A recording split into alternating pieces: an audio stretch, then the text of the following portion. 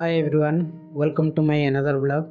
आज सकाळे मते कॉल आस्तिला डीटीडीसी ऑफिस रु सेतिलागी आमे जाउछु हिंदली घाटू घाटरे जिबा समय रे देखा हेला भाईना मानक सहित देखंतु भाईना मानकर कोभली डेरी किछि समय परे मु जाई पहुंची जाइतिले हिंदली घाटू डीटीडीसी ऑफिस रे। ब्लॉग टिकु शेष पर्यंत देखंतु कोन आसीछि जानिबा पई। DTDC office T बंचबणिया Banawali cinema hall पाखरे अछि। ऑफिस भीतर को जाई मु पचारिली भाईना मोर कोन पार्सल आसीछि दियंतु। परे मु देखिली मोर पार्सल टी साइड रे ही थुआ अछि। भाईना तापरे मोर नाम पचारि सिग्नेचर करिबा पई कहिले। तापरे मु signature and more contact number T देई मोर पार्सल मु रिसीव करिदेली। मु मोर पार्सल टी धरी ऑफिस बाहर को पळे आसिली। आपण गेस करि पारुचंती कि एथिरे कोन आसीथिबो। जा हो दुकान भाईंकर व्यवहार देखि खुशी लागिला।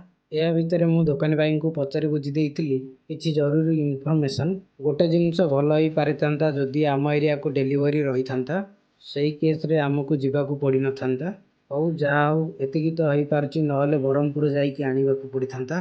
पार्सल टी धरी आमे बाहर पड़िलु गाँव को। ट्रैफिक समस्या रे दूरे रहबा पई आमे जाउचु कुलाहाड़ी रे। सांगा माने एटा को नदी के माने जानि चंती कमेंट माध्यम रे जणांतु। किछि समय जिबा परे मु आसी पहुंची गली मो रूम रे।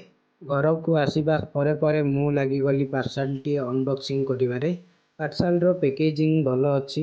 एमिति रैपिंग करिचंती जे पार्सल टी को देखि पारुथिबे केते समय लागुची अनबॉक्सिंग करिबा पई। देखंतु सांगा माने मोर कंपनी पठेइची आउ एक न्यू लैपटॉप।